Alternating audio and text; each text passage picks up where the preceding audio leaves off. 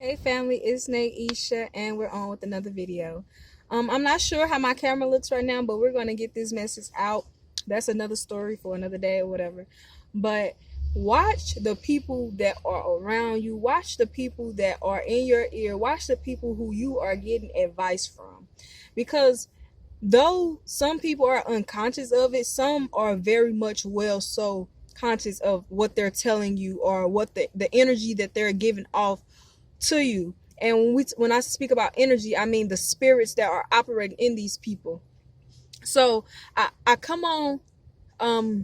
This message is for those who have been in a season where you're not sure of what you're supposed to be doing, but yet you know you're supposed to be doing something, and yet you know you are called, and yet you know you are chosen to some magnitude or degree, but yet you have these people in your circle and in your ear that's telling you that maybe no, maybe you should tone it down a little bit, or maybe you shouldn't do that, or maybe you should go pray about it again because I don't think that's what God wants for you. And like they're really putting a damper on your calling and who God called you to be.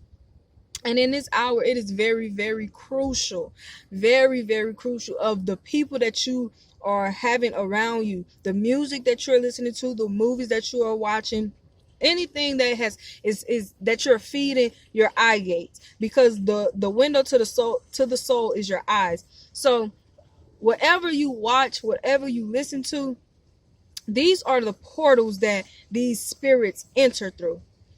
So you might, if don't think it's strange if you're feeling super super pumped up about something, or you're super excited, super happy, and you're just inspired out of nowhere to do this thing, and then you go and tell somebody, and then you're not as motivated, or you're not extra motivated to do this thing, because now you're feeling like, where did my motivation go? And most times it's these spirits that are operating in these people, and then it's also keeping what God told you to you. And this is something that I have battled with for so long, and I'm still battling with it to some degree, because I'm learning to because I've always just been like a very discreet person. Like discretion is like my best friend. Like I love discretion. Like discretion, me and her, okay, we go on dates. Me and discretion, we like this. We sisters. Okay, we sis. That's sis.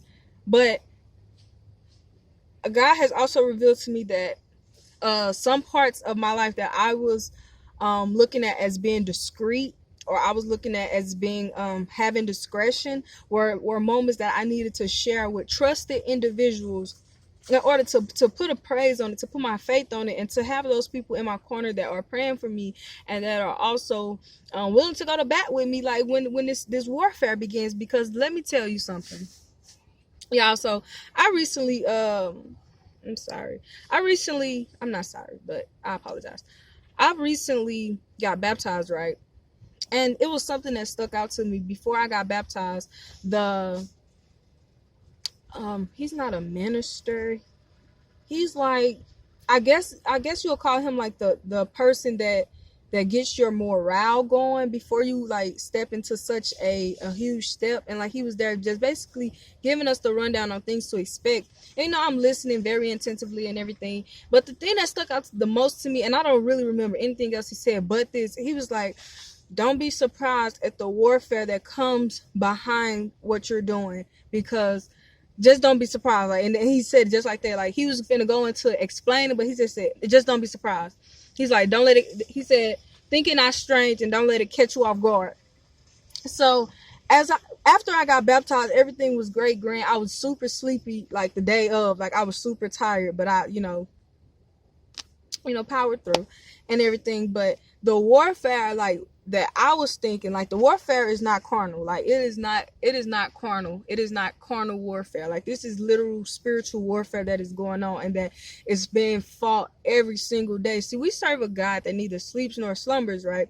So the warfare that's been coming at me has been hard. And then a friend of mine earlier today was like, the reason why the warfare is on you like that is because of how close you are drawing near to God. The closer you are getting to God, the more Satan is upset with that, because he's starting to see you as a real threat. Like, you are a threat to me. You are a threat to my kingdom. And then the things that I have been speaking on lately has been really shaking, like, and I've been seeing like revival really through like what I've been saying, like, and not just on YouTube, because like YouTube is just YouTube is, I'm not gonna say what YouTube is just of yet, but I have a more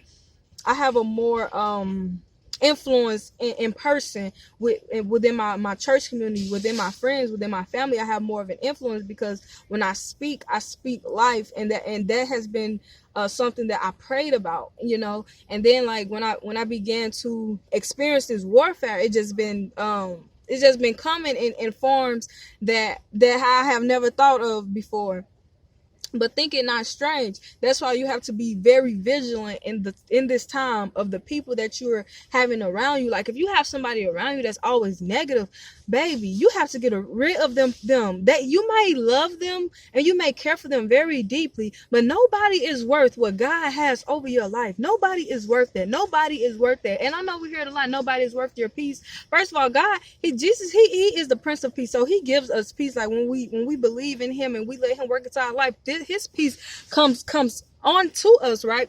So when it said nobody is worth your peace, nobody is worth anything that God is doing in your life, whether that be that being your peace, that being your blessings, that being your breakthroughs. Nobody is worth any of these good things that God has ordained for your life. Nobody is worth these things. So if you're around people that are negative, that always see the glass as half empty, and they can find anything negative to say about literally anything, like man, like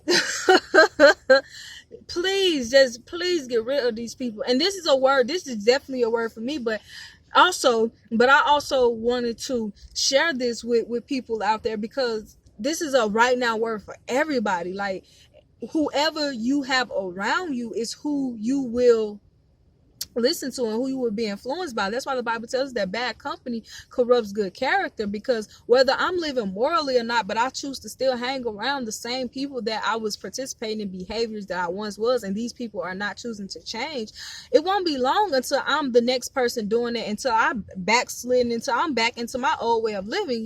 That's why it is the saying, birds of a feather flock together. That saying is true, because it's saying that bad companies corrupts good habits. Like you have to be careful of who you are around. You have to be careful of what's going into your mind. You have to be careful of who's speaking into you, and because some people may seem like they're speaking life, but people be real life speaking curses over people. And I've seen these things firsthand, because when God, he digs these things out of me, he reveals to me like where the things have come from and where the roots originally took place. So we have to be very, very vigilant in this hour, because God has so many blessings on the brink, and I believe him for that. And this is coming from someone where this morning, I promise you, like I just wanted to stay in the house all day today. Like I did not want to do anything. I didn't want to do nothing, like because I was allowing the enemy to have that dominion over me. But no, he will not win. He will not. That is not God's will for me. And it's not his will for you either. Be careful of the company you keep. Okay? In the name of Jesus Christ.